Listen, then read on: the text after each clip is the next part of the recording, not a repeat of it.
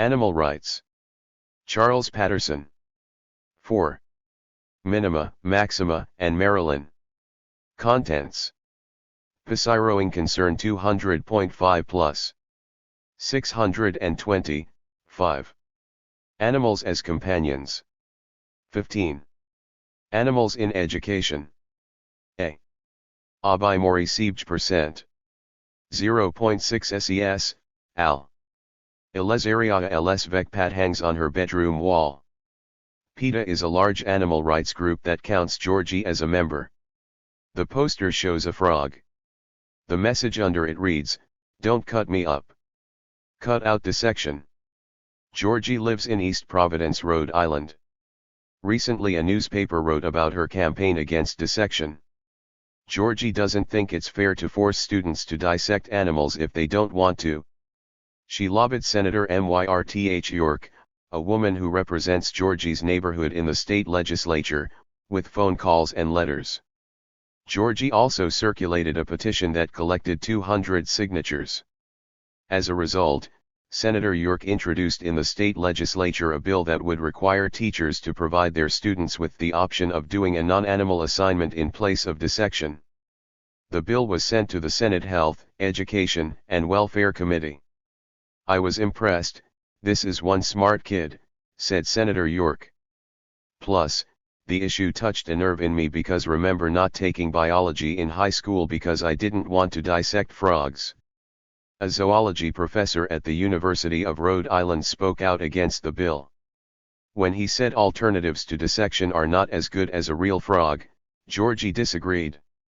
"There are many alternatives to dissection, such as ribbits, which are cloth model frogs," she wrote in a letter to Senator York. "Ribbits also are very helpful because they don't have to be thrown away, so in the end, ribbits will cost less too." Georgie's mother, who is not a vegetarian, respects her daughter's commitment. "She believes so strongly in something," she says proudly, "and then she really tries to do something constructive about it. I think that channeling your energy to something you really believe in is important." The bill passed the Senate but died in committee in the House during the 1992 state legislative session. However, the lawmakers passed a resolution urging teachers to find non-animal alternatives to classroom dissection. Georgie and Senator York plan on reintroducing the bill when the legislature reconvenes. Background. For centuries human beings have used animals for food, clothing, and work. As people grew in number, cleared land for crops, and built roads, towns, and cities, wild animals were driven from their habitats. Humans hunted animals for food, killed them for fur, experimented on them, and used them for transportation, sport, and entertainment. For most of history, humans thought animals existed only to serve them. People who struggled to survive against famine, disease, and death gave little thought to animal welfare. The Bible says that God gave man dominion over the fish of the sea, and over the fowl of the air, and over every living thing that moveth upon the earth.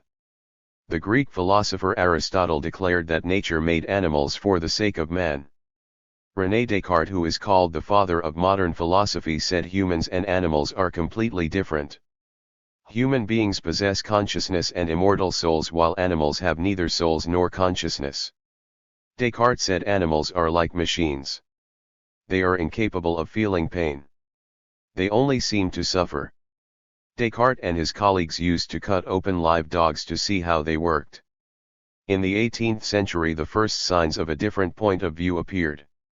In 1776 an English clergyman published the first book ever to recommend treating animals with kindness. The English philosopher Jeremy Bentham looked forward to the day when the rest of the animal creation may acquire those rights which never could have been withholden from them but by the hand of tyranny. Degree in 1822 England passed the world's first law against cruelty to certain animals. 2 years later the first animal welfare organization, the Society for the Prevention of Cruelty to Animals, was founded in London. In the United States the first animal welfare group, the American Society for the Prevention of Cruelty to Animals, began in 1866. Its founder was Henry Bergh, President Lincoln's ambassador to Russia during the Civil War. One day while walking in the Russian capital. For the prevention of CA is the oldest animal-led icon. SOC Henry Berg founded the AIMER Cruelty to Animals in 1866. The ASP, the United States Protection Organization in of St. Petersburg, Berg saw a horse struggling to pull a heavy cart up a hill until it collapsed under the load and fell to its knees. Instead of showing pity, the driver beat the horse unmercifully. Berg intervened, but the experience left him shaken. He realized how defenseless animals were and how they needed people to speak up for them. When Berg got back to New York, he raised enough money to start the ASPCA. He also persuaded the state legislature of New York to pass a law that made cruelty to animals a criminal offense. It was the first such law in America. Other animal welfare groups were formed.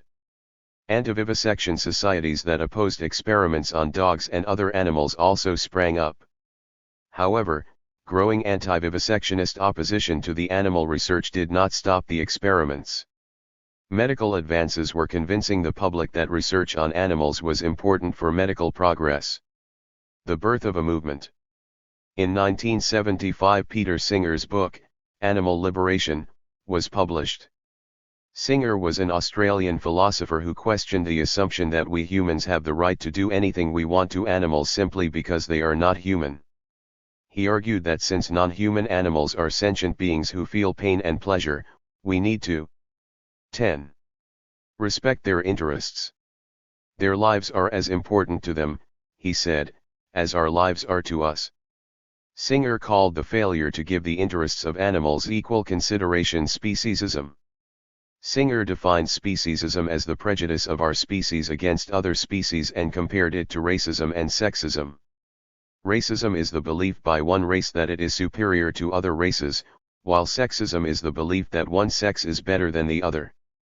Just as the enslavement of African Americans and the oppression of women were once acceptable, before they were later discredited, so Singer believes the enslavement and oppression of animals is a wrong that society needs to correct.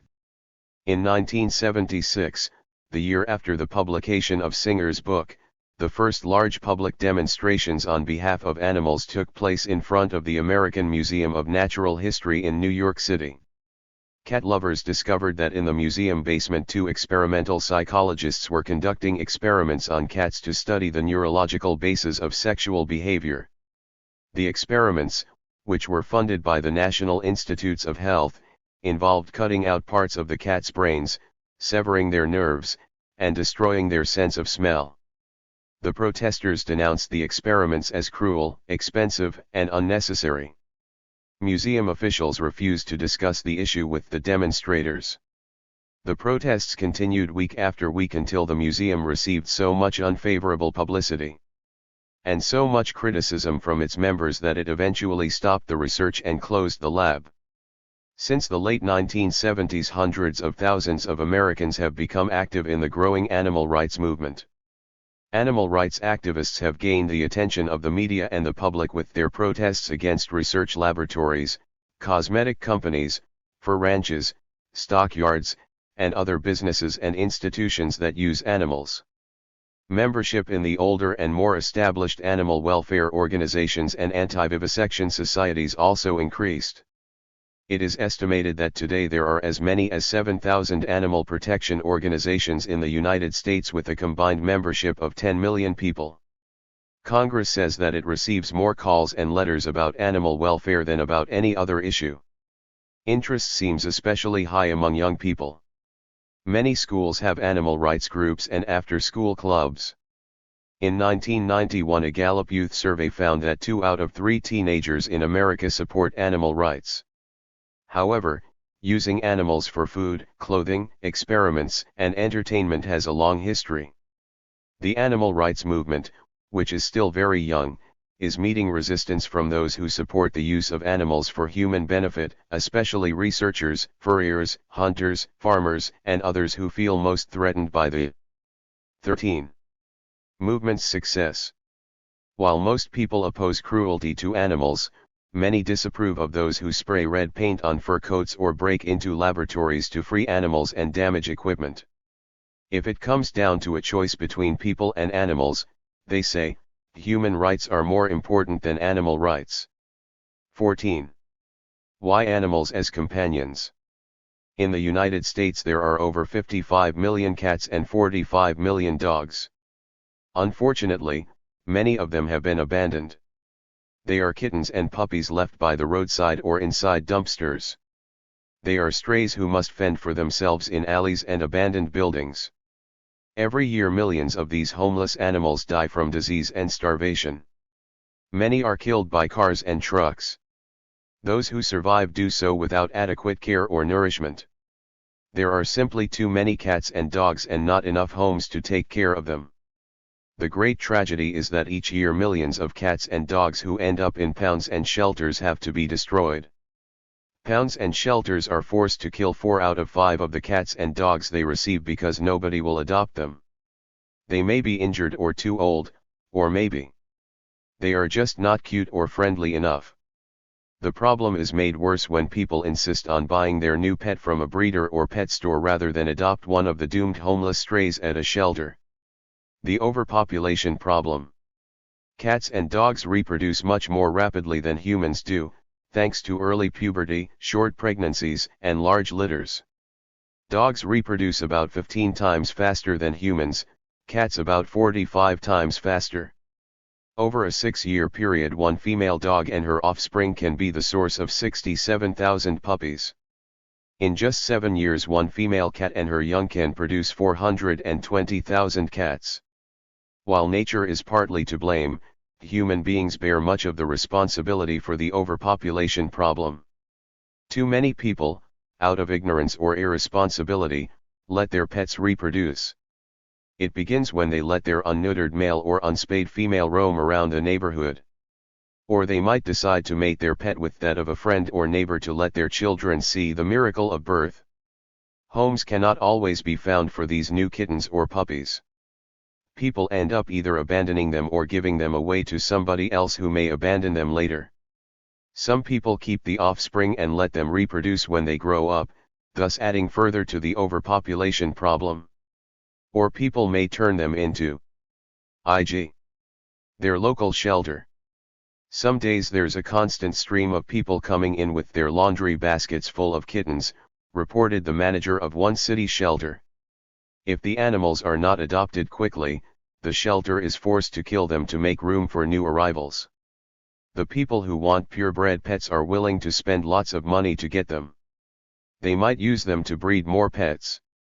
But when these cats or dogs are bred and sold, there are that many more dogs and cats in shelters who will have to be killed because there is nobody to adopt them. Spaying and neutering. Altering cats and dogs so that they can no longer reproduce is the best solution to the pet overpopulation problem.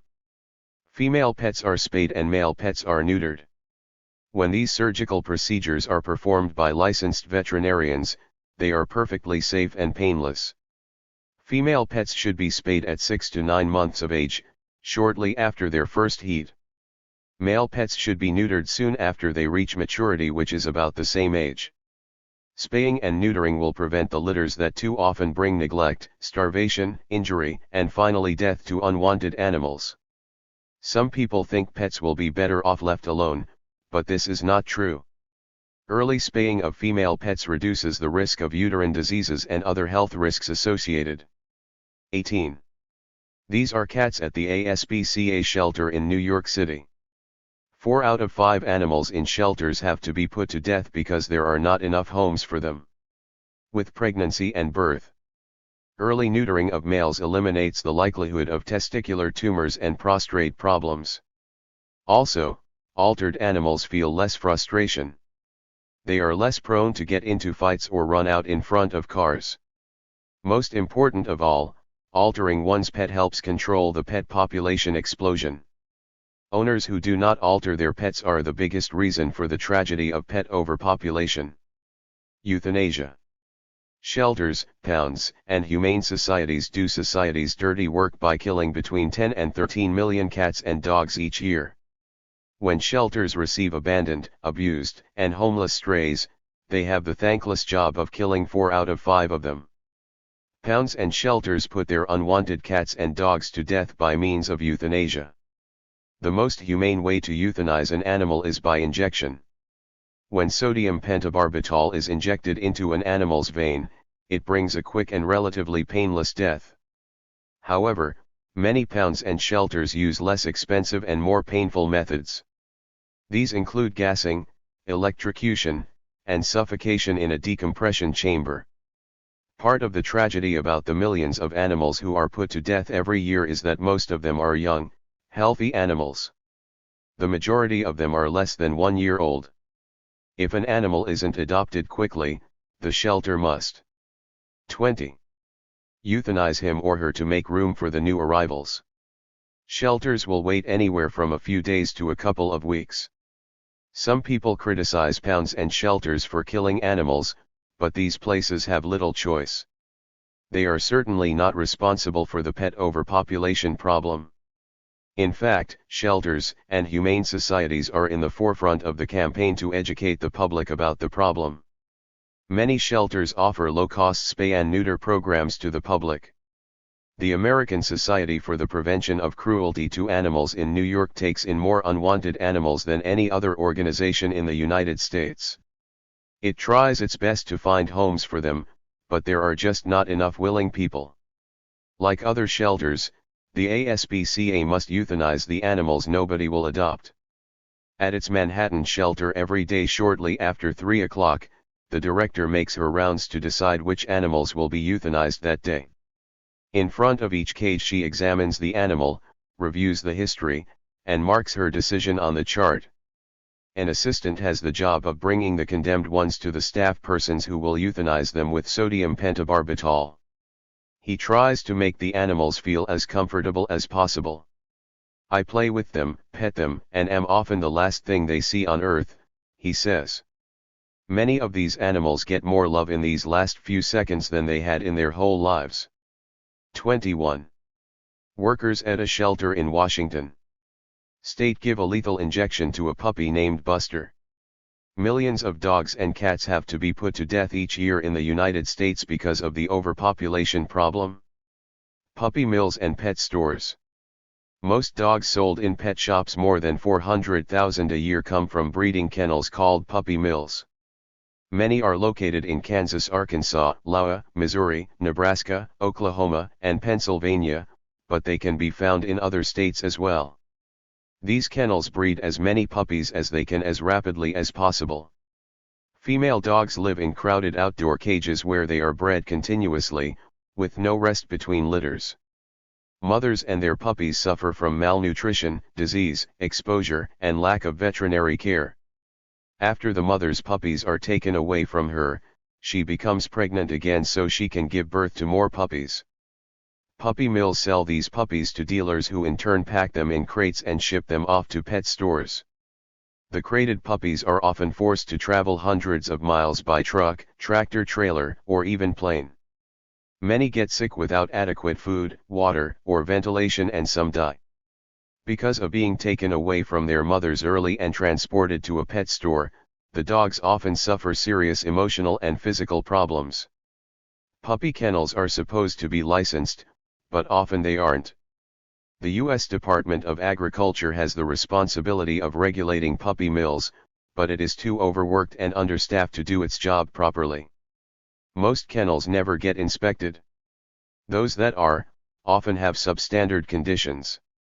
When a female dog is too old, sick, or worn out to have more puppies, her usefulness is over. Often she is taken away and shot.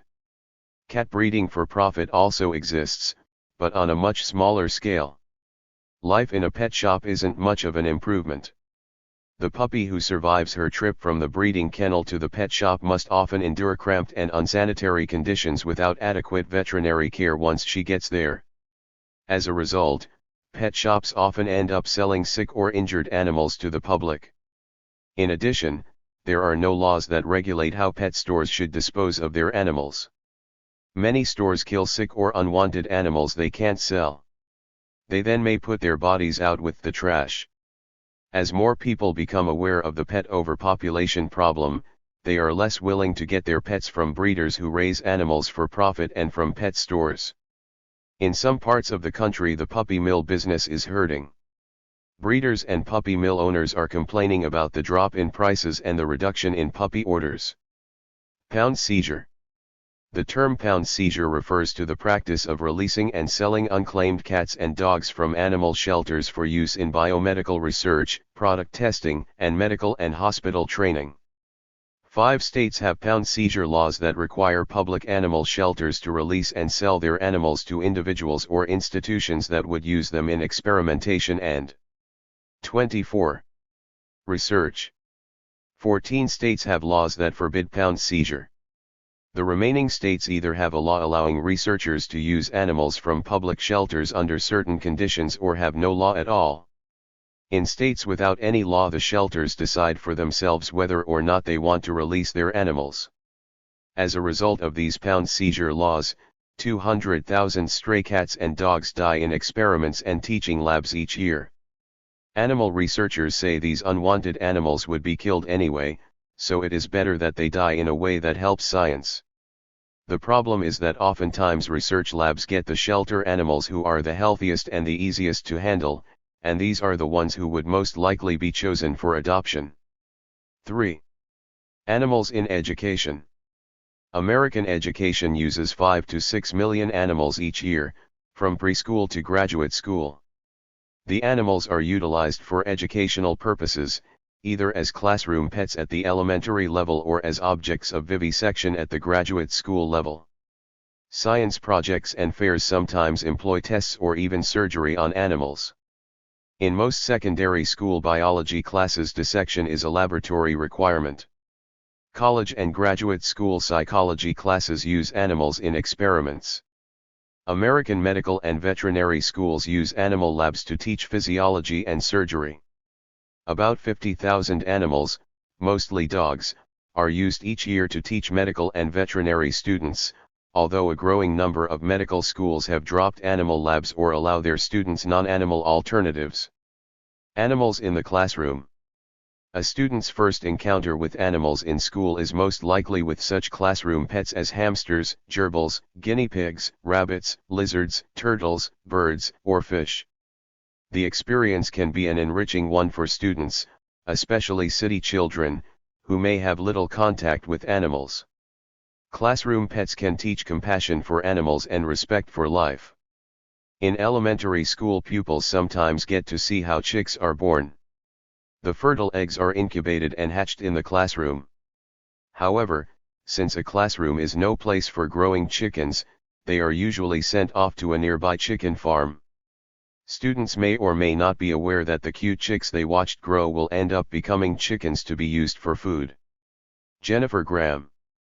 In 1987, 15-year-old Jennifer Graham got into trouble for refusing to dissect a frog in biology class. She was a 10th grader at Victor Valley High School in Victorville, California. In March, when it came time for the frog dissection, Jennifer asked her teacher for permission to do another assignment. She felt she could learn about a frog's anatomy without dissecting one. The teacher turned down Jennifer's request. He told her that if she didn't dissect the frog, she would get an F in the course. The teacher sent Jennifer to see the principal. She explained to the principal as best she could her strong. 28.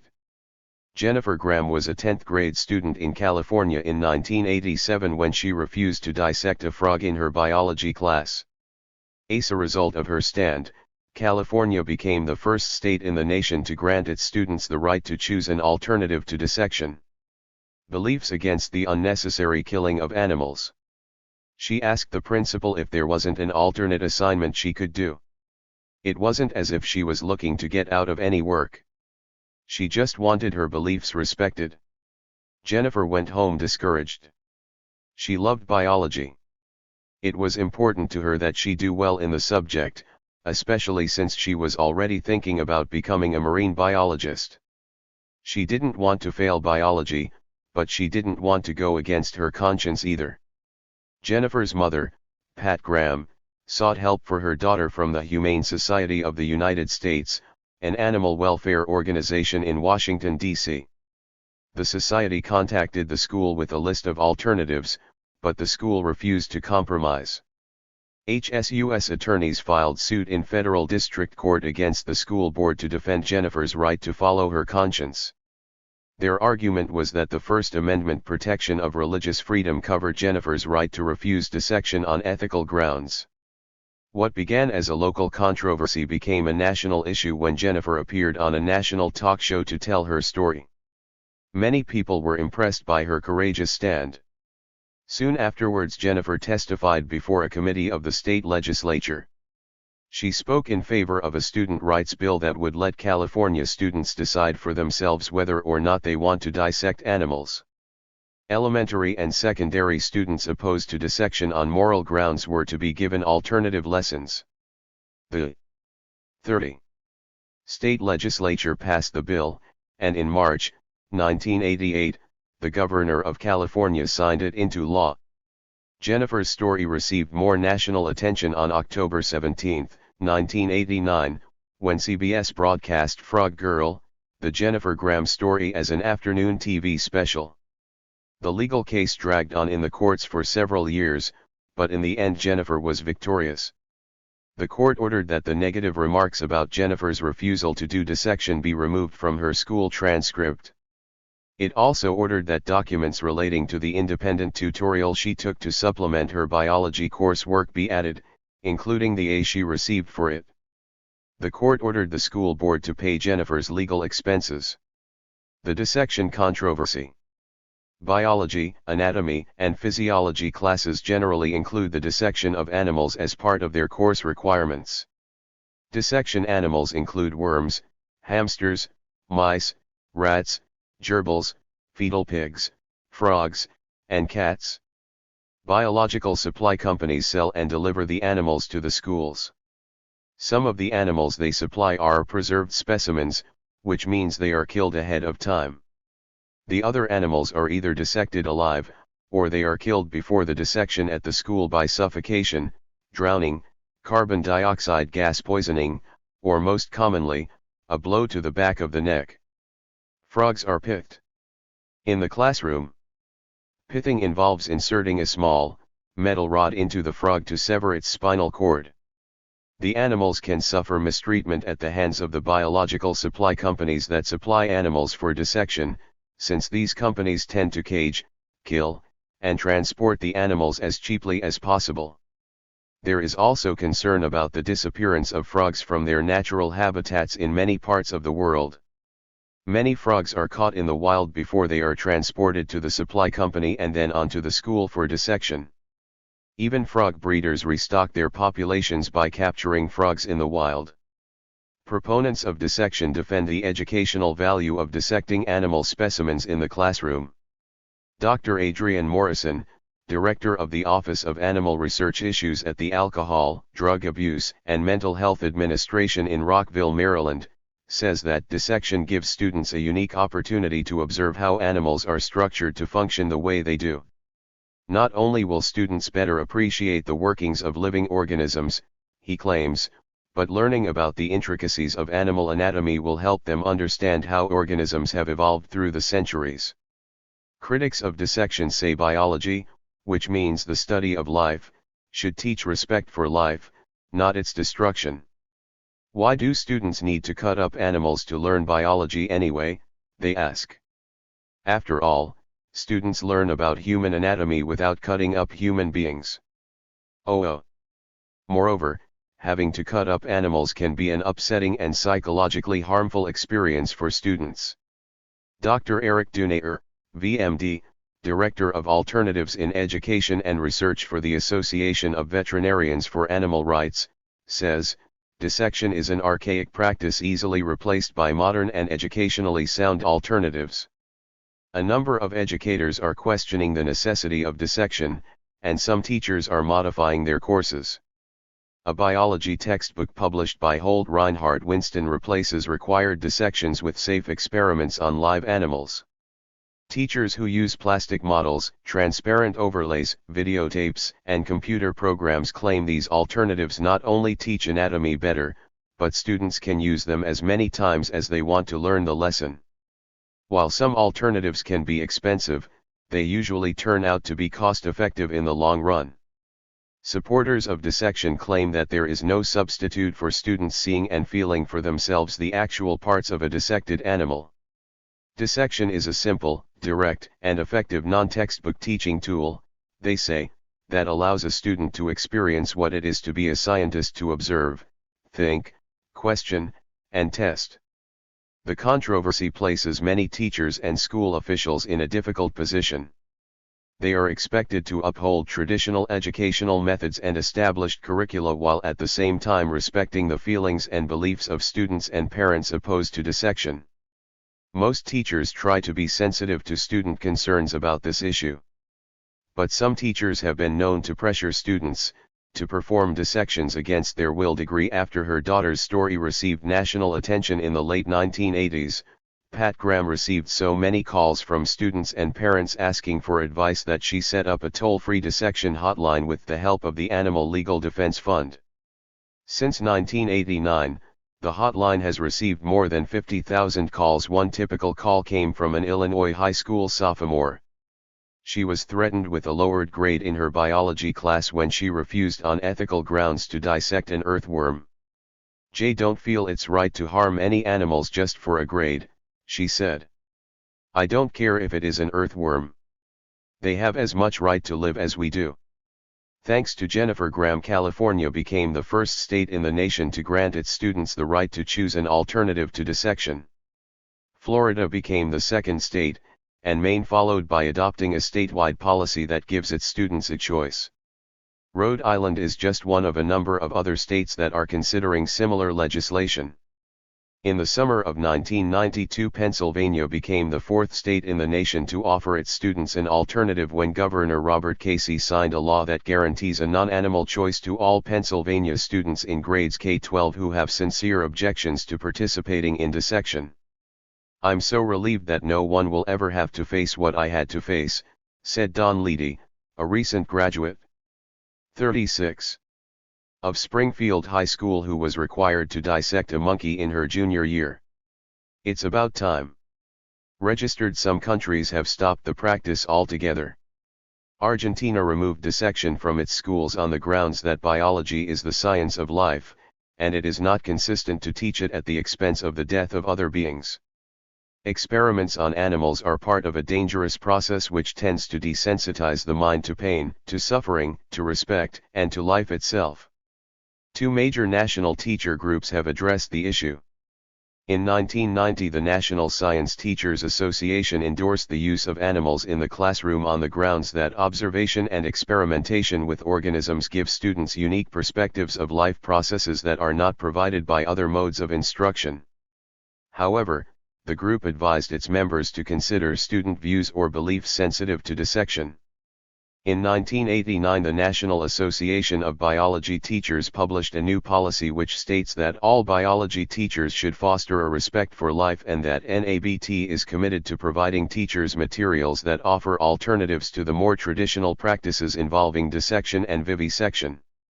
The group declared dissection permissible provided no student is forced to SE=5527 participate over his or her objections. OT. Medical and veterinary education.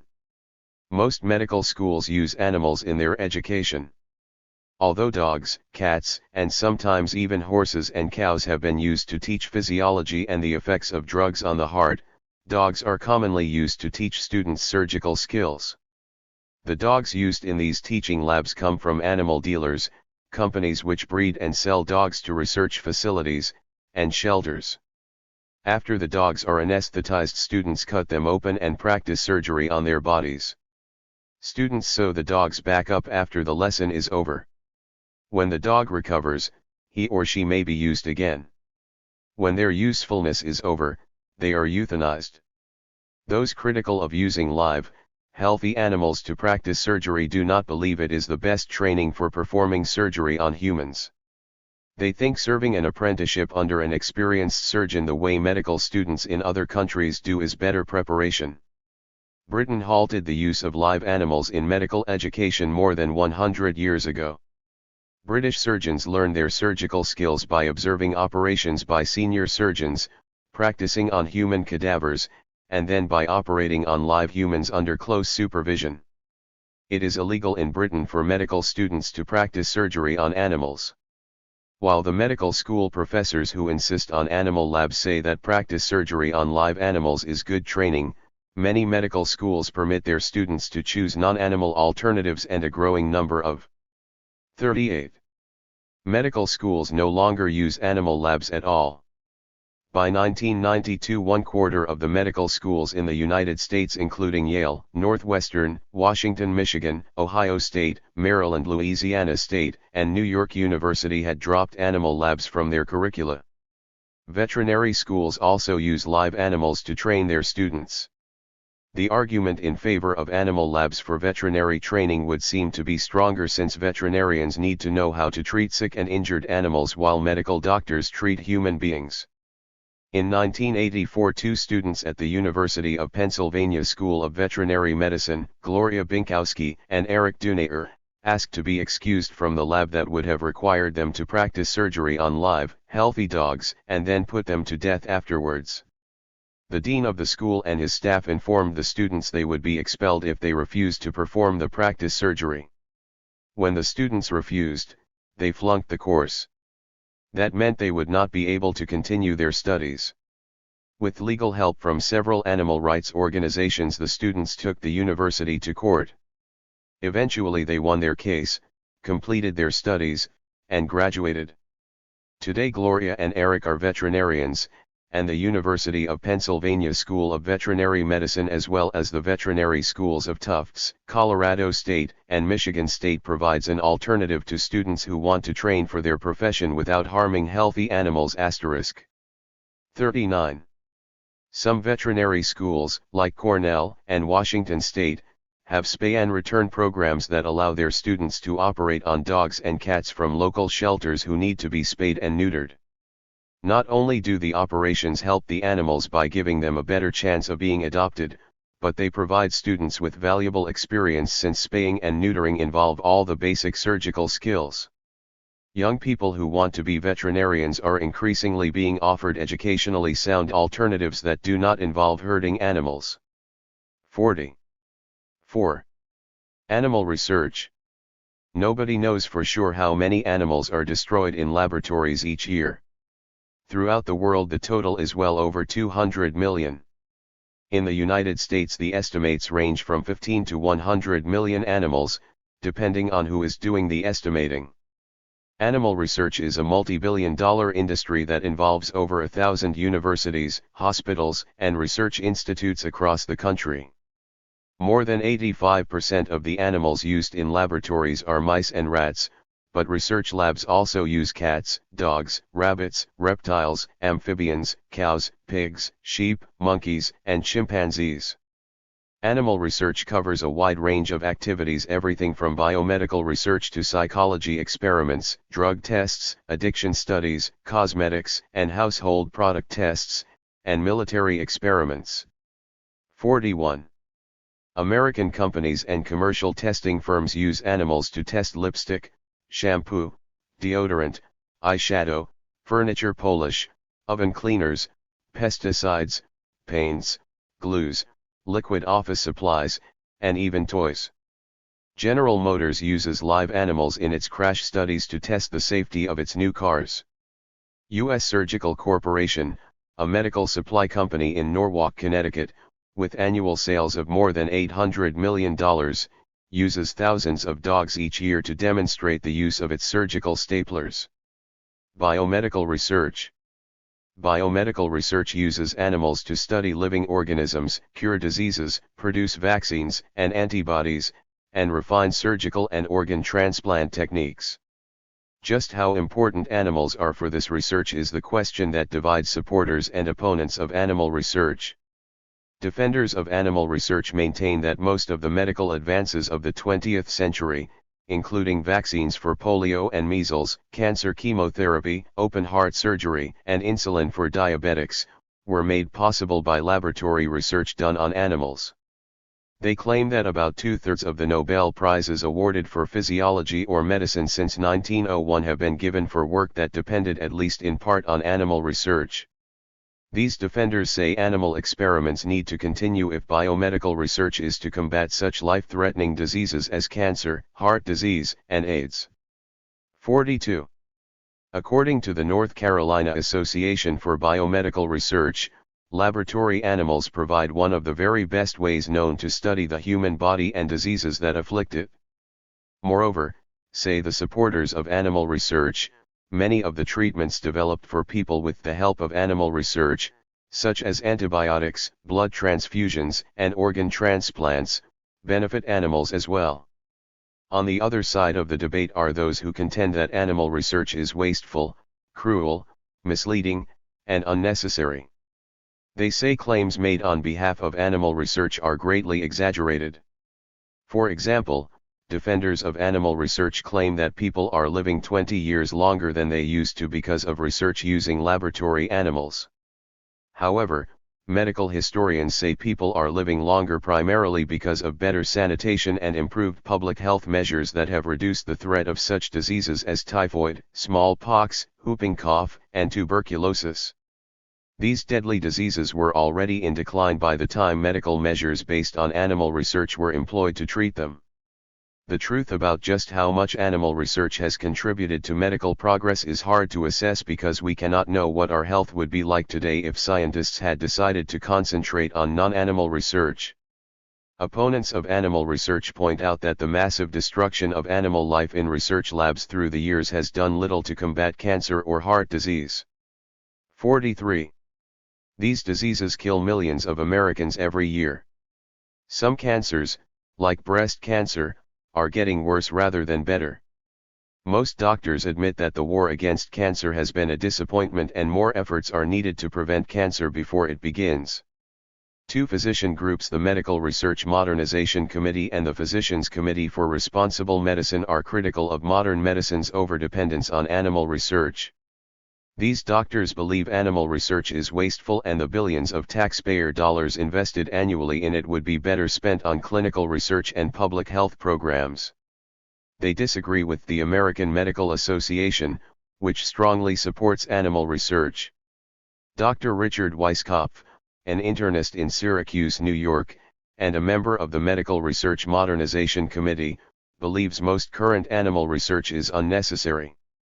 As a physician, I am well aware of the excessive duplication in the medical literature, he says.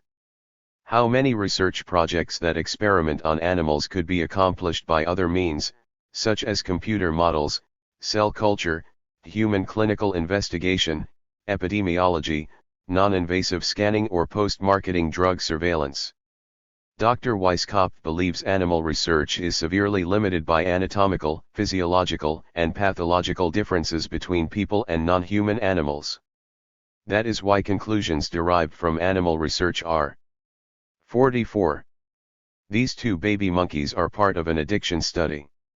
They have been turned into drug addicts to study the effect of drugs on human beings. So often misleading, he says. One of the examples he gives is the smoking tests that were done on dogs. For many years thousands of dogs were hooked up to machines that forced them to breathe cigarette smoke. Studies on humans had already revealed that cigarette smoking caused lung cancer. However, since the dogs didn't come down with lung cancer, the tests continued. Since the public was not warned about the dangers of smoking, many people died of lung cancer. Critics of animal research range from those who want to reform animal research to those who want to abolish it. Reformers want to minimize animal suffering through the 3 R's approach. They want to replace animal experiments with non-animal alternatives wherever possible, reduce the number of animals used through more careful design of experiments, and refine procedures so that the animals experience less pain and suffering. Abolitionists want to do away with animal research completely. They say the real question about animal research is not is it useful, but is it right? They ask if we humans have the right to raise, capture, cage, and kill animals simply because we might learn something. Do we have the right to force drugs and alcohol on animals to study the effects of those drugs? Is it right to give animals our diseases so we can try to find a cure for them? Abolitionists are not interested in cleaner cages. They want no cages at all. While the search for non-animal alternatives and a growing public awareness will no doubt reduce the number of animals used in laboratories in the years ahead, animal research will continue for the foreseeable future. Most researchers welcome non-animal alternatives as valuable adjuncts to their work, but they maintain that many of the most important medical questions will only be answered by research on living organisms. They say non-animal alternatives cannot show what happens inside a brain, or how a new drug will affect the heart or nervous system. Dr. A. Clifford Barger, president of the Massachusetts Society for Medical Research, warns, while we continue to investigate and use techniques such as cell cultures and computer simulations that reduce the need for animals, animal research cannot be eliminated without drastic consequences for human and veterinary medicine. Product testing. In the United States, the government requires companies to test their products for safety before they are sold to the public. Most companies test their products on animals. They have been doing this for a long time to protect themselves against consumer lawsuits. The most commonly used product safety test is the LD50 test. LD is an abbreviation for lethal dose, and 50 stands for the 50% of the animals who must die for the test to be complete. Today the LD50 test is part of the 48 guidelines of almost every government regulatory agency for testing substances to be used in the United States and abroad. These substances include drugs, cosmetics, household products, food additives, and industrial and agricultural chemicals. A typical LD50 test involves poisoning up to 200 mice, rats, or guinea pigs. Dogs, rabbits, calves, and primates are also used, but less frequently. The most common LD50 test is the oral LD50. In this test, the substance is forced into the animal's stomach through a tube. Other methods involve inserting the test substance into the animal's lungs, injecting it into the body, or applying it to the skin. In these skin irritancy tests, lab technicians apply chemicals to the shaved, raw skin of rabbits or other animals who have been locked into restraining devices. These LD50 tests, which can last for weeks, cause tremors, convulsions, comas, vomiting, diarrhea, paralysis, and bleeding from the eyes, nose, mouth, and rectum. The half of the test animals who survive are killed after the test is over. The Drie's eye irritancy test is the standard test for products that might get into people's eyes. Dr. John Drie's of the Food and Drug Administration developed the test. It was adopted in 1938 as the standard test for measuring eye irritancy in cosmetics, chemicals, drugs, pesticides, and household products such as paints, oven cleaners, and dish detergents. In a typical Drie's test, 6 to 18 rabbits are locked into wooden stocks so they can't move. A lab technician then drops, places, or sprays the test substance into one of the rabbit's eyes. Rabbits are preferred for this test because they have no tear ducts to create tears that will wash the test substance away. Technicians inspect the damage at intervals of 1, 24, 48, 72, and 168 hours and record the results. Damage to the rabbit's eye ranges from redness and swelling to severe ulceration, hemorrhage, and blindness. After the test is over, rabbits are often used again for another test like the skin irritancy test before they are killed. Thanks to protests and pressure from animal rights groups, Revlon, Avon, Benetton, Estee Lauder, and some other cosmetics companies stopped testing their products on animals. As a result of an increasing demand for cosmetics that are not tested on animals, the industry's use of the Drie's test fell by 87% in the 1980s. The move away from animal testing appears to be gaining momentum as more companies turn to such non-animal alternatives as cell and organ cultures, placenta analysis, and computer and mathematical models.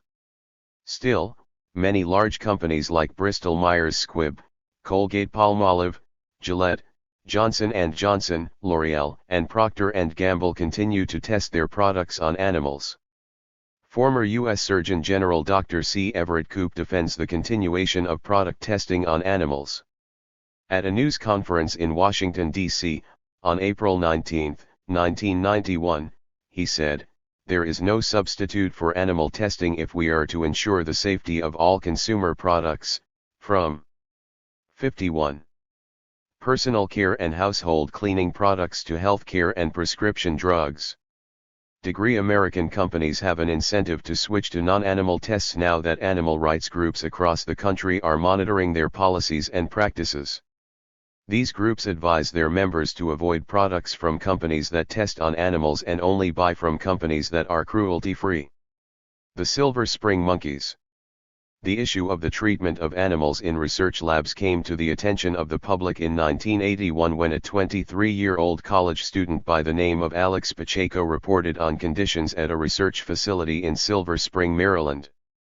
Pacheco was already an animal activist when in the spring of 1981 he decided he wanted first-hand experience in a research laboratory.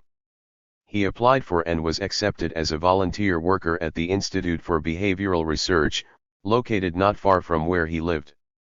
When he arrived on his first day, the director of the laboratory, Dr. Edward Taub, gave him a tour. The offices in the front of the institute looked normal enough. However, as soon as they walked through the doors into the back, Pacheco knew something was wrong. The smell was incredible. "I saw filth caked on the wires of the cages, feces piled in the bottom of the cages, urine and rust encrusting every surface. There, amid this dz. rotting stench sat 17 monkeys, their lives limited to metal boxes just 17 3/4 inches wide. They were picking forlornly at scraps and fragments of broken biscuits that had fallen through the wire. There were no dishes to keep the food away from the feces, nothing for the animals to sit on but the jagged wires of the old cages, nothing for them to see but the filthy, feces-splattered walls of that windowless room registered." Pacheco found out that 12 of the 17 monkeys had disabled limbs as a result of surgery that severed their nerves when they were juveniles. The purpose of the research was to monitor the rehabilitation of impaired limbs. He learned that 8-year-old Sarah had lived alone in her cage since she was 1 day old. The operating room where Dr. Taub and his colleagues surgically crippled the monkeys was filthy old shoes, dirty clothes, urine stains, rat droppings, and cockroaches, living and dead, were all over the room. Pacheco took careful notes of everything he observed. When he was there alone at night and on weekends, he took photographs of the monkeys, cages, restraining chairs, surgery room, and the blood on the floors. He found on Dr. Taub's desk in his office a monkey skull and a surgically removed monkey hand, complete with fur, nails, and skin. Pacheco brought 5 primate experts, including a doctor and a veterinarian, to the lab at night to see the conditions for themselves. When he felt he had enough evidence, Pacheco went to the police. He turned over all his notes and photographs. This Silver Spring monkey is in a restraining device called a primate chair. For this experiment, researchers at the Institute of Behavioral Research in Maryland severed the spinal cords of the monkeys and surgically crippled their arms. His own sworn statement about conditions in the lab, and the sworn testimony of the primate experts. On September 11, 1981, the police raided the institute. It was the first police raid on a research laboratory in American history. The state of Maryland charged Dr. Taub with 17 counts of cruelty against the monkeys. The publicity caused the National Institutes of Health to suspend its government funding of Dr. Taub's research. After a jury found Taub guilty on 6 counts, his lawyers appealed the verdict and were granted a second trial. The new jury found him guilty on 1 count of cruelty. When Taub and his team of lawyers appealed to the Maryland Court of Appeals, the state's highest court threw out his conviction on a technicality. The court ruled that researchers funded by the federal government were not subject to the state's anti-cruelty law. Even though in the end Dr. Taub was not convicted, the case brought the issue of animal research to the attention of the public. For the first time in American history, a researcher had been charged with cruelty to animals in a laboratory. Animal Welfare Act. Public concern about the Silver Spring monkeys put pressure on the government to strengthen the Animal Welfare Act. The act, first passed by Congress in 1966, required animal dealers and research laboratories to be licensed. The act was amended in 1970 and 1976 to establish minimum 55 animal care standards. The law stated that primates, cats, dogs, rabbits, guinea pigs, and hamsters were to be provided with proper cages, food, water, and sanitation. However, the regulations drawn up to enforce the law exempted mice, rats, and birds, which comprise the vast majority of animals used in testing and research. Although the Animal Welfare Act requires that researchers use anesthetics on the lab animals covered by the law, it allows researchers to withhold painkillers when scientifically necessary. Because of these loopholes and inadequate funding, animal advocates say the act is ineffective. When the Silver Spring monkey case created pressure for more reforms, the Animal Welfare Act was amended again in 1985. The U.S. Department of Agriculture was called on to establish new regulations to improve the condition of lab animals. Research labs were supposed to promote the psychological well-being of their captive monkeys and other primates. They were also supposed to provide better treatment for dogs. Dogs were to be kept in compatible groups unless research required them to be kept in a single cage. Dogs housed in laboratories were supposed to be taken out of their cages and given a walk. Research institutions complained that these new regulations would cost millions of dollars, which may be why the regulations have not been fully implemented. In 1990 an attempt was made to expand the coverage of the Animal Welfare Act. The Humane Society of the 56 United States and the Animal Legal Defense Fund filed a lawsuit against the U.S. Department of Agriculture. The USDA had denied their petition to extend legal protection to rats, mice, and birds because it would cost too much. On January 8, 1991, U.S. District Judge Charles Ritchie ruled that rats, mice, and birds should be covered by the Animal Welfare Act. Their exclusion, he said, sends a message that the researchers may subject the birds, rats, and mice to cruel and inhumane conditions, that such conduct is sanctioned by the government and has no legal consequences. Biomedical researchers claim they treat laboratory animals humanely and abide by the federal regulations that govern their use.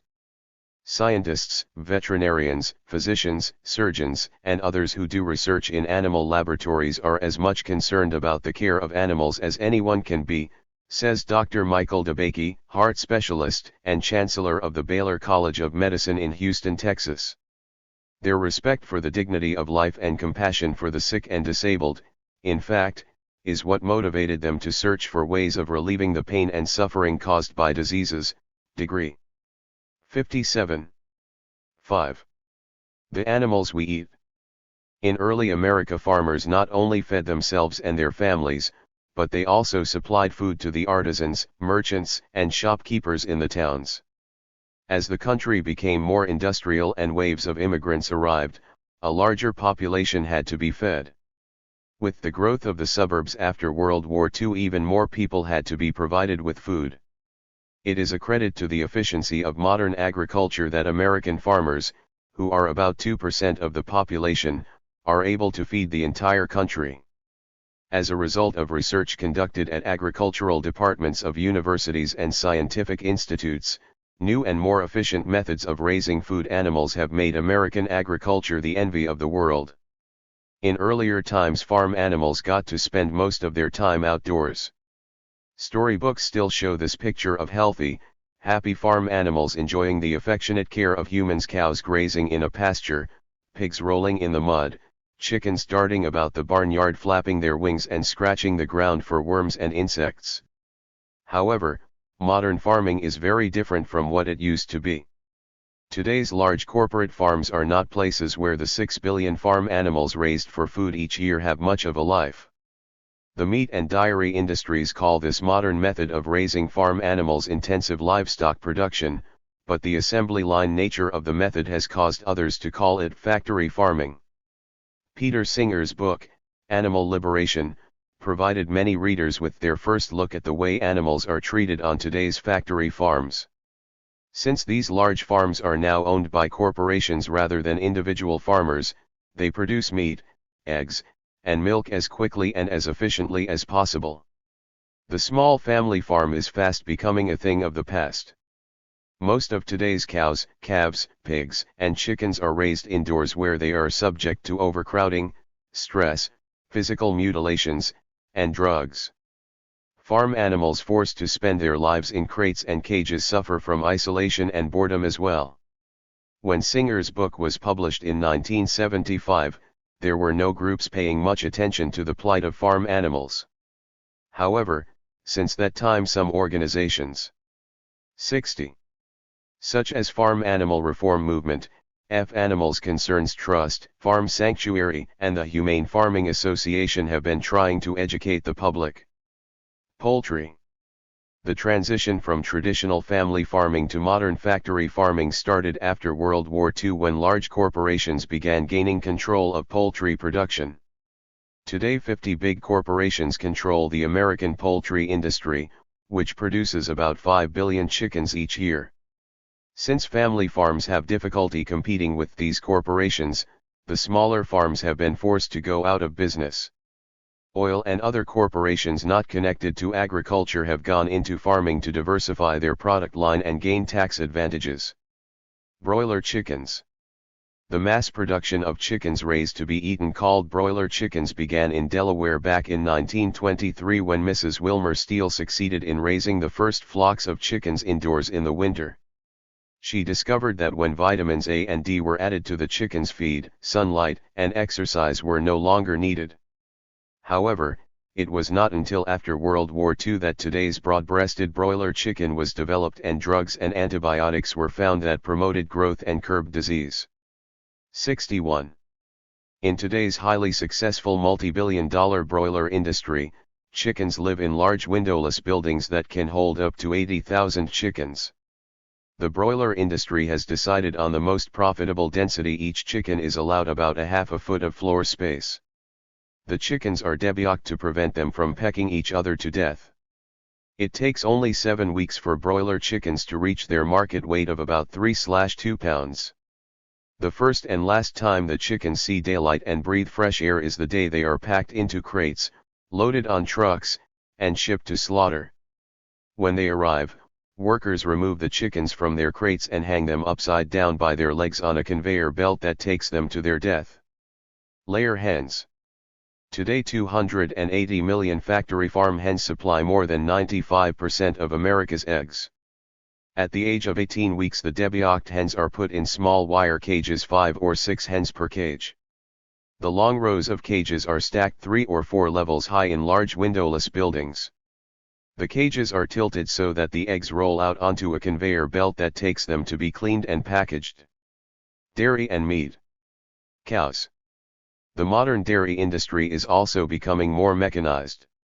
Traditional farmers used to milk their cows by hand.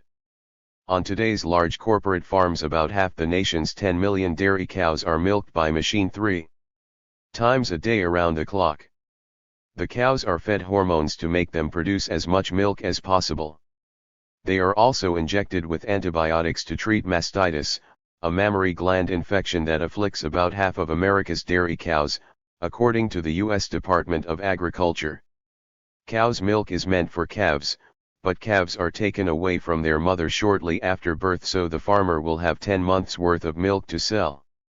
After the milk supply starts to dry up, then the cow is made pregnant again so more milk is available to the farmer. By keeping the cow continuously pregnant, the farmer is assured of a steady supply of milk. Normally a cow would live 20 years or more. However, factory farm cows only produce milk for a few years, after which they are sent to slaughter. Calves. The dairy farmer gets to use the calves that are born to his cows. The female calves grow up to be dairy cows, while male calves are raised for their meat. Animal advocates regard veal production as especially cruel. A young veal calf spends his life in a narrow crate standing on a slat wooden floor, often in his own excrement. Calves are fed a substitute milk diet purposely deficient in iron to make them anemic so their flesh will be tender. They are not given straw bedding for fear they will get the iron their bodies need by eating the straw. Calves are also given drugs and antibiotics twice a day. About half of the antibiotics produced in this country are fed to farm animals. After 4 months the veal calves reach their market weight. Some calves are so weak and shaky on their feet they have to be dragged to the truck that will take them to the slaughterhouse. England banned the veal crate in 1990. In this country many animal advocates have asked people not to buy or eat veal. The public seems to be responding. Veal consumption has fallen by 70% in recent years. Cattle. Beef cattle spend the first 6 months or so of their lives in pastures. Then most are transported to enclosed outdoor areas called feedlots. There they are fattened up on grain for the last 100 days of their lives until they reach a market weight of about 1,000 pounds. They are denied their natural high-fiber diet of grass and hay, which would slow down their weight gain. To counteract their unhealthy diet, they also must be given antibiotics. Pigs. A growing percentage of the 55 million pigs reared for food in the United States each year come from farms where the pigs are raised indoors and are provided with only a few square feet of space. The breeding sows are kept confined in stalls with slat concrete floors. After the piglets they produce are taken away from them after 8 weeks, the sows are impregnated again. Livestock transportation. Each year millions of farm animals die on their way to slaughter. With little protection from the weather on. 66. Trucks that crisscross the country. Animals suffer from hunger, thirst, and overcrowding. Some trips can last up to 60 hours. Cattle and other farms animals denied food and water often contract a disease called shipping fever. According to a federal law that applies to the transportation of livestock, livestock must be taken off the vehicle to be fed, watered, and allowed to rest every 28 hours. However, the 28-hour law only applies to train and ship transport, not to trucks. Since only 5% of farm animals travel by train or ship, that leaves 95% of the 6 billion farm animals transported to slaughter each year not covered by the law. When farm animals arrive at stockyards and auction houses, they are usually weak, hungry, and thirsty. Veal calves and pigs who were never allowed to walk have an especially difficult time. Workers get the animals off the trucks by poking them with electric prods. On their way down slippery ramps many animals fall, break bones, and get trampled. Animals that fall and are too weak or injured to get back up are called downers. Workers either drag them out of the way or leave them where they fall. Later they may be dragged through the stockyard to a dead pile, or they may be put on a truck with other downers and driven there. If they are still alive, they may be slaughtered for food. Although the meat industry loses millions of dollars every year from livestock lost in transit, the industry says that transporting farm animals more humanely would increase costs and result in higher food prices for the consumer. The factory farming controversy. The meat industry says animal advocates are misleading the public about the way farm animals are treated. They say no one cares more about the health and well-being of farm animals than farmers. According to the Animal Industry Foundation, one of the best strongholds of animal welfare in our culture is the farmer. It is in the farmer's own best interest to see the animals in his charge treated humanely, guaranteeing him a healthy, high-quality animal, a greater return on his investment, and a wholesome food product.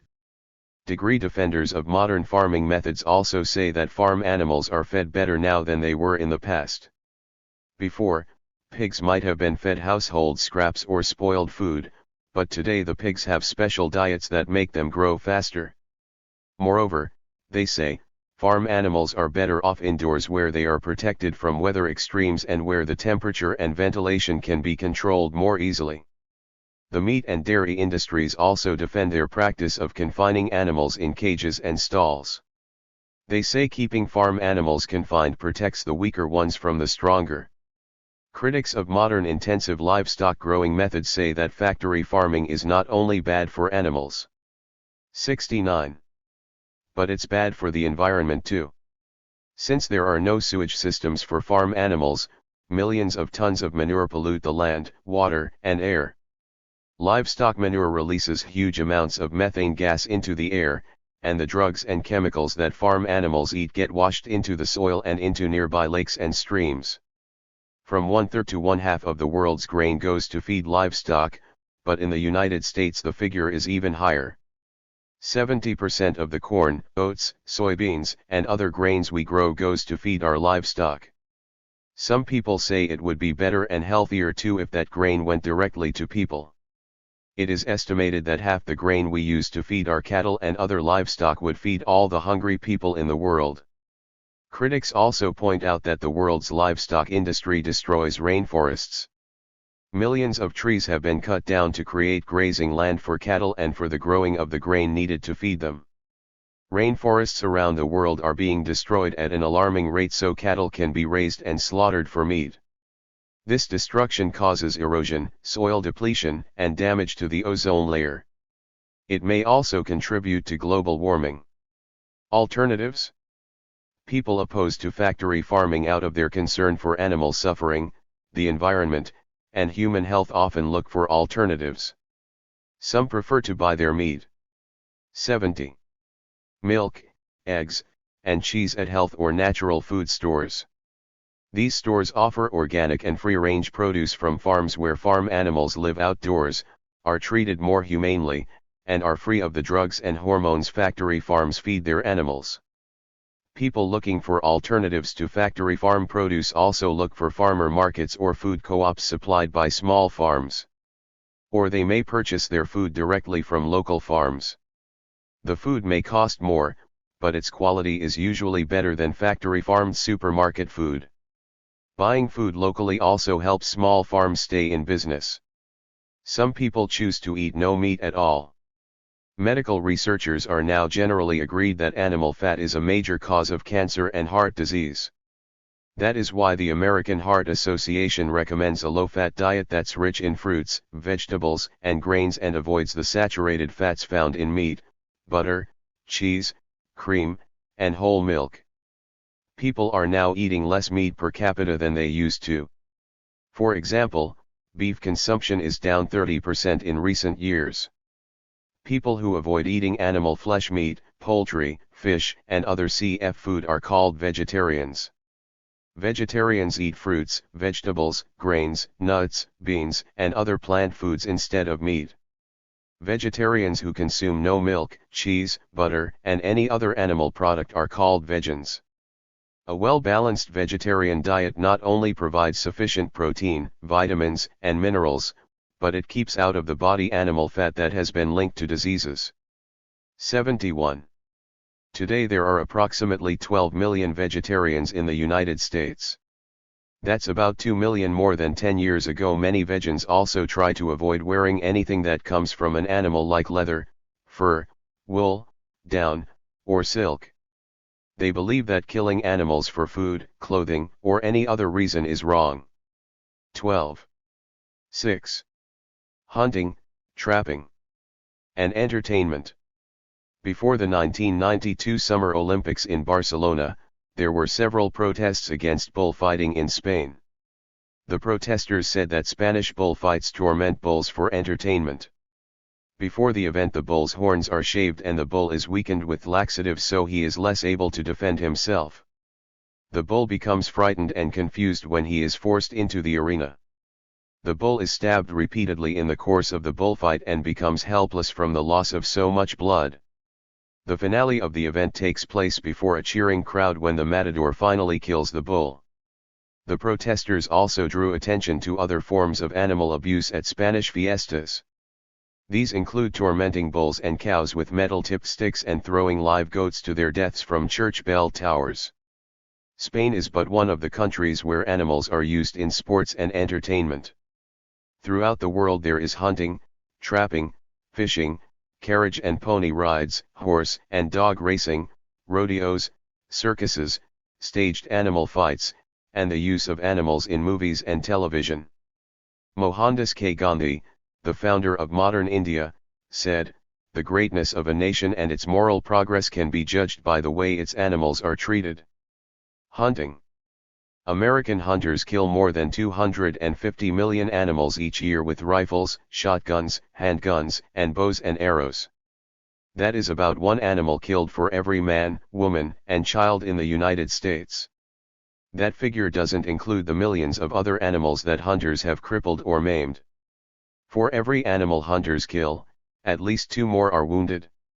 Wounded animals often die from loss of blood, infection, and starvation. Hunters, especially deer hunters, say they are helping control animal populations. Since natural predators like wolves and large cats are increasingly rare, humans must take the place of the predators and thin the herds, they say.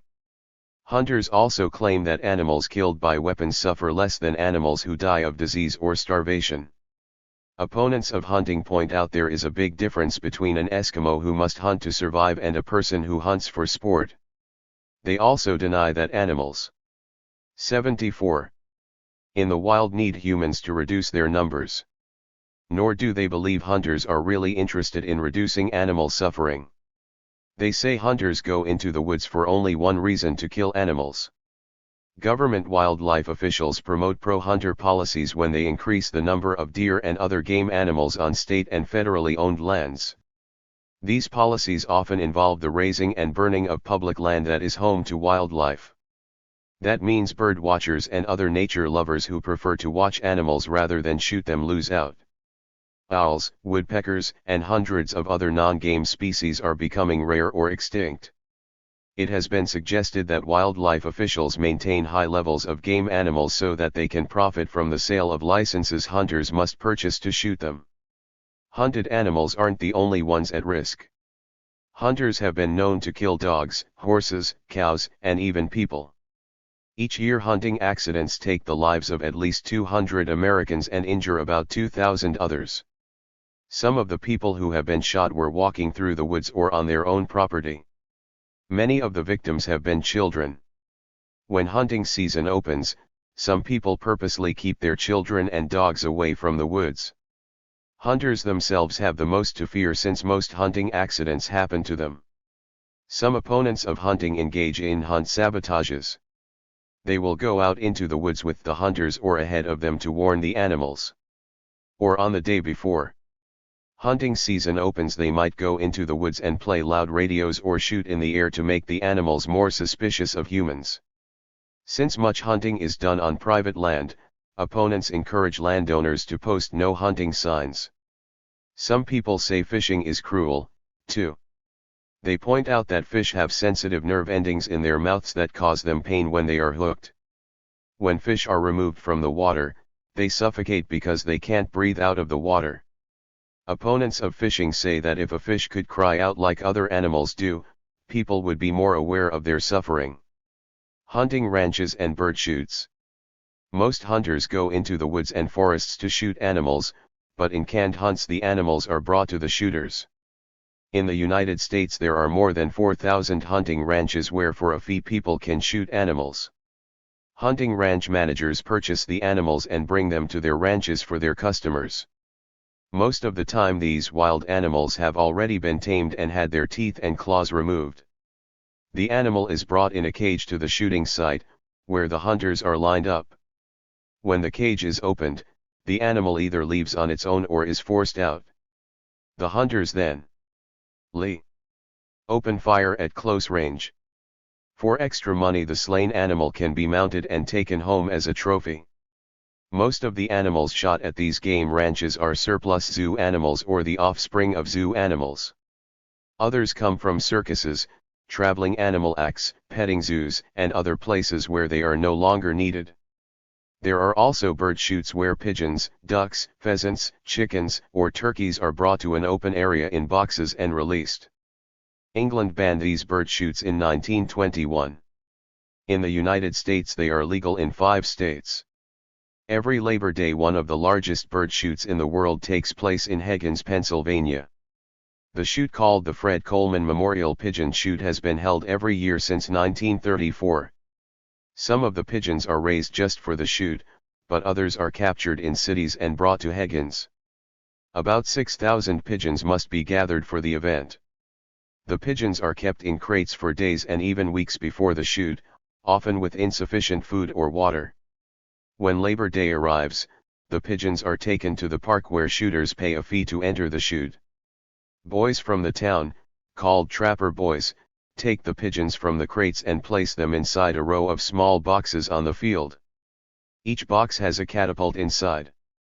When the shooter yells pull, the box is opened by a string and the catapult tosses the pigeon in the air. The pigeons don't know where they are or where to go. Some have never flown before.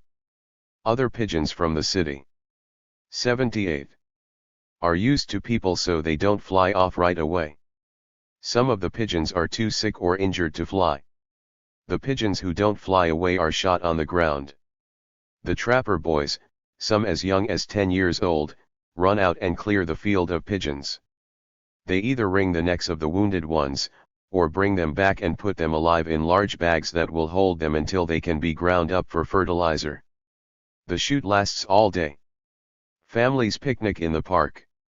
When a pigeon is shot, people cheer. There used to be a holiday mood at the shoot, but that has changed in recent years as a growing number of animal activists have been showing up to demonstrate. On Labor Day 1992, 2,000 people went to Higgins to protest the shoot with signs like Higgins the shame of Pennsylvania and thou shalt not kill anything. Local supporters of the event say the shoot is a town tradition that is more than a half-century old and that it raises funds for a local park.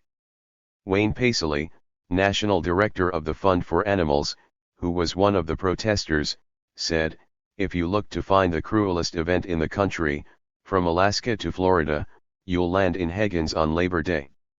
It's the most barbaric slaughter of animals in the country."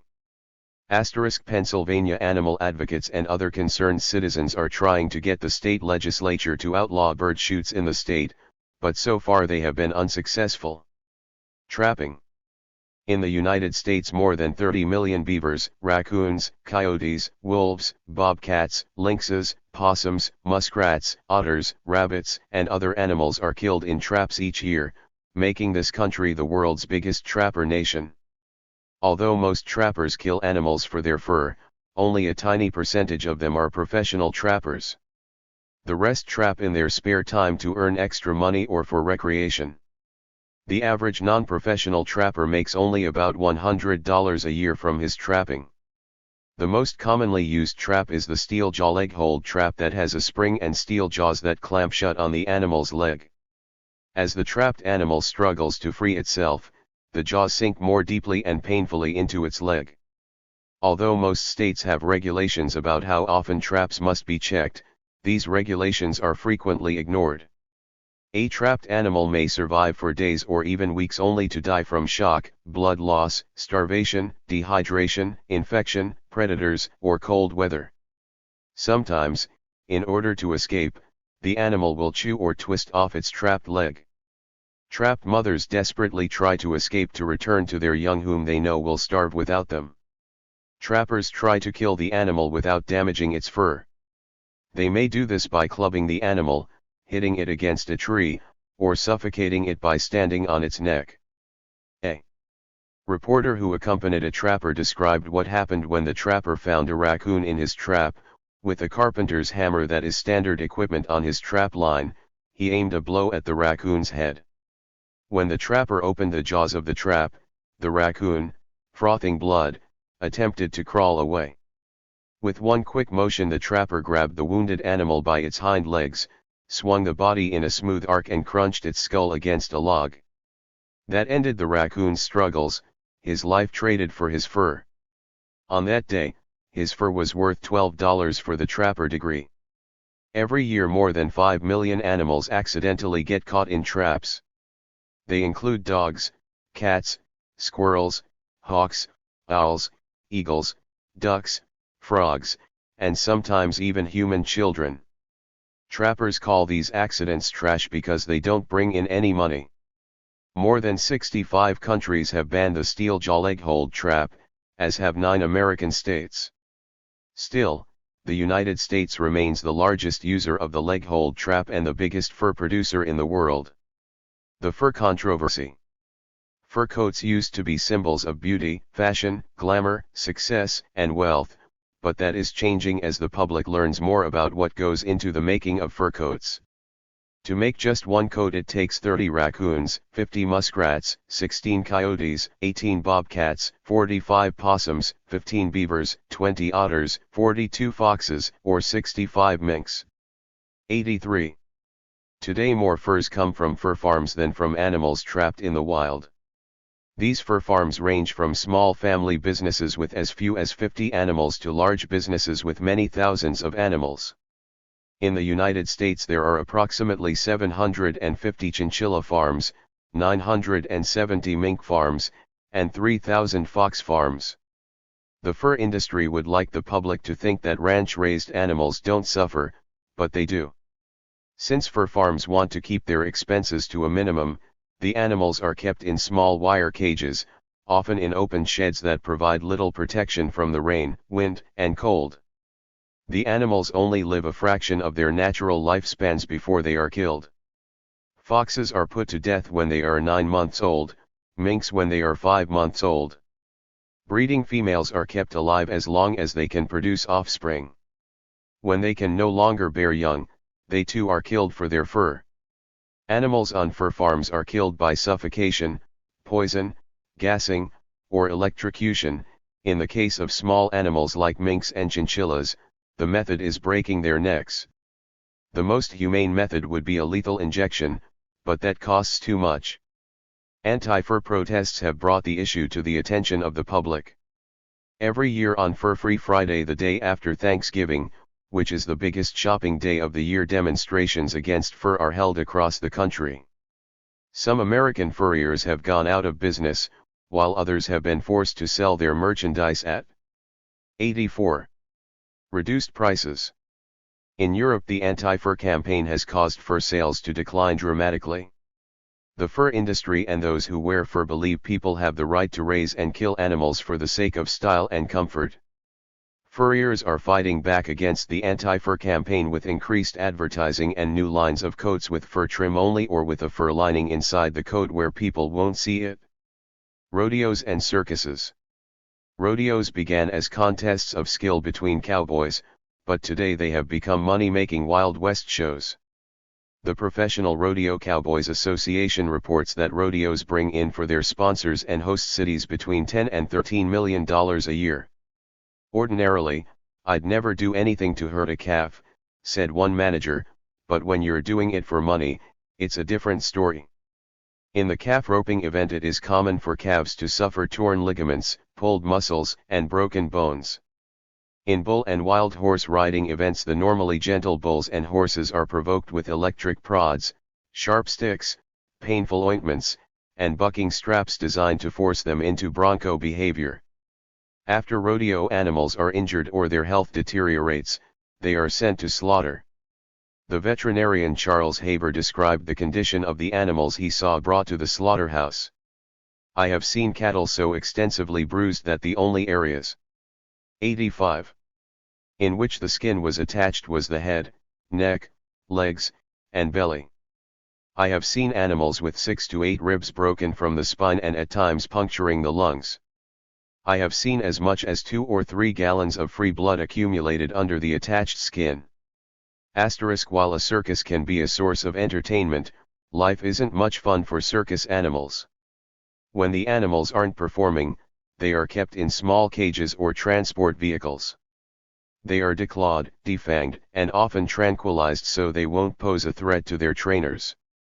Trainers have been known to use whips, chains, muzzles, collars, and electric prods to get animals to do their tricks. Standing on one foot and jumping through a flaming hoop are 2 of the tricks circus animals are forced to perform. When their performing days are over, circus animals are either put to death or sold to a traveling zoo, hunting ranch, or research lab. 2 American cities, Tacoma Park, Maryland, and Hollywood, Florida, have passed laws that restrict or ban the use of animals in circuses. Toronto, the second largest city in Canada, recently outlawed shows with performing animals. England, Switzerland, Sweden, and Finland have similar laws. Zoos. Although some claim zoos are more entertainment than education, zoos can provide a positive learning experience to people who want to observe and study animals. When zoos were first established in the United States, the animals were trapped in the wild and kept in small cages. Often an entire family was killed to capture a young animal. Today most zoo animals are bred in captivity, although new animals have to be captured in the wild. Large modern zoos and wildlife parks allow their animals to live in a more natural environment. Those who visit must remain behind barriers or on designated paths. However, in small city zoos and roadside zoos animals are kept in cages, some of them not much larger than the animals. Supporters of zoos point out that animals in the wild are losing their habitats at an alarming rate. The only hope for saving threatened species, they say, is to preserve them in captivity. However, critics maintain that zoos are mostly out to make money and that even well-maintained zoos reinforce the idea that it is permissible to capture animals and put them on display to satisfy our curiosity. They say wild animals should be preserved and protected in their natural habitats. 88. 7. Rescue and refuge.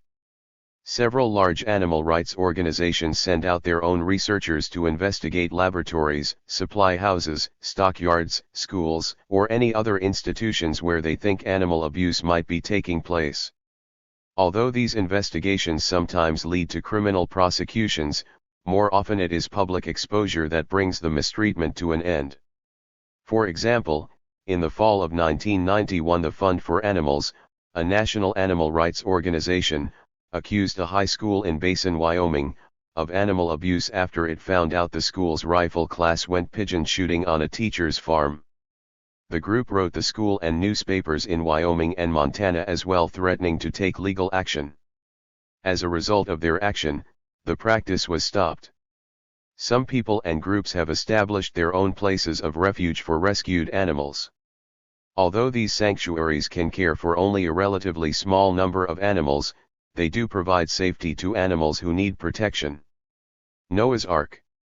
Jama Hedgecoth is founder and director of Noah's Ark, a sanctuary in Locust Grove, Georgia, which serves as a haven for injured and orphaned animals. She worked with animals as a dog breeder, animal trainer, and pet pig rancher for 30 years before she began the unique animal rehabilitation center she now operates on her family farm about an hour south of Atlanta. Hedgecoth and her family, assisted by 10 full-time and 4 part-time volunteers, take care of injured wildlife and release the animals back into the wild when they are healthy again. Orphaned baby birds are given nightly feedings so they can be released when they are ready. If an animal does not recover well enough to search for food or defend itself, the animal then becomes a permanent resident. The approximately 700 animals at Noah's Ark include dogs, cats, horses, goats, wolves, foxes, cougars, deer, monkeys, birds, owls, geese, turkeys, eagles, peacocks, parrots, rabbits, possums, raccoons, and a llama. 90. These are 2 fawns at Noah's Ark Rehabilitation Center in Georgia. The fawn on the left was found by the side of an interstate highway next to her mother, who was killed by a truck. Noah's Ark also has a program that brings physically, mentally, and emotionally handicapped people to the farm to be with the animals. Some of the animals are also taken to nursing homes, children's homes, and prisons. Hedgecoth says the animals bring out the best in people. An animal doesn't care what a person looks like, she says, or if somebody is handicapped or retarded. My enjoyment is bringing animals and people together, especially people who are hurting. My favorite is when the handicapped children visit. It makes me realize how fortunate I am when I see how excited they get with the animals. Jama Hedgecoth hopes to build a center on her land that will make it easier to bring young and old together with animals. The center would be both a nursing home for the elderly and a home for abused, orphaned, and neglected children. Black Beauty Ranch. Black Beauty Ranch is a 605-acre refuge for animals in Northeast Texas, owned and operated by the Fund for Animals. In 1979, when Cleveland Amory, the writer who heads the fund, learned the National Park Service was going to destroy a herd of wild burros who lived in the Grand Canyon, He convinced the park officials to let him rescue the burros. With the help of helicopters, cowboys, and other volunteers, he airlifted 577 burros out of the Grand Canyon. Besides some of the original burros still at Black Beauty Ranch, there are goats, sheep, pigs, deer, buffalo, foxes, raccoons, veal calves, geese, llamas, and horses. Nim the chimpanzee was famous before he arrived. For a university study, Nim learned to communicate in sign language, using 125 hand signs. He was the subject of a doctoral dissertation and 2 books, and was on television. After the study was over, however, the scientists had no more use for Nim. When the Fund for Animals found out he was going to be shipped off to a research laboratory at the State University of New York to test a hepatitis vaccine, the fund convinced university officials to release him into their custody. That was 10 years ago. Today Nim has a companion, Sally, a chimpanzee who was rescued from a circus act where she had been trained to ride a bicycle. Conga, the elephant, is another star. After animal traders stole her from her mother in Africa, they sent her to the United States, where she ended up in a roadside zoo in Florida. After enduring years of electric shocks to make her perform her tricks, she was replaced by a younger elephant. Conga used to be the only elephant at Black Beauty Ranch, but no more. A friend of the fund rescued a sick and badly injured baby female elephant from a road show. The friend nursed the baby elephant back to health and named it Nora. She contacted Black Beauty Ranch, and the ranch agreed to give Nora a home. The manager of the Black Beauty Ranch built a paddock next to Conga's compound in anticipation of Nora's 94 arrival. He didn't want to put Conga and Nora together right away. He wanted to give Nora time to get used to Conga. Their trial separation lasted about 20 minutes, he said, and then I couldn't stand it any longer. I let Conga in, and she brought Nora right back with her to the big compound. They've been together ever since. Asterisk. Farm Sanctuary. Farm Sanctuary is a refuge for abused farm animals in upstate New York. In 1986, Gene and Lori Boston rescued Hilda, a woolly gray sheep, at a stockyard they were investigating. They discovered Hilda on a pile of dead animals. When they saw she was still alive, they took her home and nursed her back to health. That was how Farm Sanctuary began. The Bostons started out with a donated house in Delaware, then moved to a borrowed farm in Pennsylvania. By the fall of 1990 they had raised enough money to buy a 175-acre abandoned farm outside Watkins Glen in upstate New York. Today Farm Sanctuary is home to more than 400 animals rescued from stockyards where they were injured and left for dead, and from farms where investigations uncovered mistreatment. The century-old white farmhouse that houses staff members and interns serves as Farm Sanctuary headquarters. 9 newly built barns house the cattle, ducks, geese, pigs, goats, sheep, turkeys, chickens, 95, and rabbits. Farm Sanctuary has accepted animals from as far away as California and Minnesota and has already placed more than 350 animals in carefully screened adoptive homes. Farm Sanctuary investigates conditions in stockyards and auction houses. Their investigators photograph and videotape mistreatment and use the evidence to try to rally public support for better treatment of farm animals. Farm Sanctuary has launched a national campaign against the mistreatment of downers in American stockyards. It is urging Congress to pass the Downed Animal Protection Act that would provide comprehensive protection for sick and injured farm animals. Farm Sanctuary has also organized demonstrations on behalf of abused farm animals at the Lancaster Stockyards in Pennsylvania and the South St. Paul Livestock Market in Minnesota. Although a number of stockyards have agreed not to accept downers, Farm Sanctuary investigations have shown that this mistreatment of sick and injured farm animals continues. 4. Other animal sanctuaries. The largest animal rights group in the country, People for the Ethical Treatment of Animals, has its own sanctuary in Silver Spring, Maryland, just north of Washington, D.C. Situated on 8 acres of land donated to PETA in 1988, the Aspen Hill Memorial Park and Animal 96. Sanctuary is home to numerous sheep, rabbits, turkeys, chickens, dogs, cats, goats, and ducks, as well as wild squirrels, chipmunks, possums, bats, and birds. Aspen Hill and most of the other sanctuaries discussed in this chapter welcome visitors. Children and adults can visit for a day or more. If you wish to visit an animal sanctuary, you should write or call ahead of time.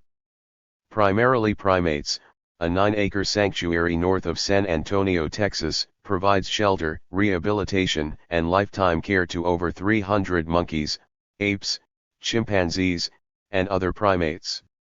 Most of the primates suffered injury, abuse, neglect, and improper care in roadside zoos, animal acts, or research labs, and had not lived with other primates since they were infants. Primarily Primates nurses them back to physical and emotional health and tries to help them adjust to a more natural life with their own kind. Caroline Gilbert runs a sanctuary exclusively for rabbits on her 30-acre farm in South Carolina. Rabbit Sanctuary is home to more than 200 rabbits who are fugitives from local shelters, commercial breeders, and research labs. Rabbits from the surrounding woods have also found refuge on her property. Pat Derby is a former circus trainer who now heads the Performing Animal Welfare Society, which fights for animals in movies, TV, theme parks, rodeos, circuses, and zoos. Paws has its own 20-acre sanctuary in Galt, California, that has given refuge to bears, wolves, monkeys, a baboon, and an elephant rescued from roadside zoos, animal shows, and movie sets. Shirley McGreal, who heads the International Primate Protection League, has a colony of gibbon families on her property in Summerville, South Carolina. In 1992, the United Nations honored her for her outstanding work on behalf of gorillas, chimpanzees, orangutans, and other endangered victims of the illegal international primate trade. The primate trade is especially cruel because it involves poachers shooting mother primates so they can steal their babies and sell them. People who want young primates as research subjects or pets will pay as much as $30,000 for them. Degree: The way of a whole human being. The term animal rights covers a wide range of groups and activities. Some animal advocates are primarily interested in animal shelters, the pet overpopulation problem, and anti-cruelty legislation. Others concentrate on wildlife and threatened species. Still others seek to improve the way farm and lab animals are treated. The more radical members of the animal rights movement seek to abolish all forms of animal exploitation. These abolitionists believe that animals have an absolute moral right to lead their lives free of human interference. To achieve their goals, some animal advocates are willing to engage in direct action and civil disobedience. 98. For the animal rights movement to have a lasting impact, it will need to win broad public support and translate its rhetoric into legislation and law enforcement. Since the idea of animal rights is still very new, the controversy will no doubt intensify in the years ahead. As the debate about rights, human and animal, heats up, we would all do well to recall the words of President Abraham Lincoln, who felt strongly about the issue. "I am in favor of animal rights as well as human rights," he said. "That is the way of a whole human being."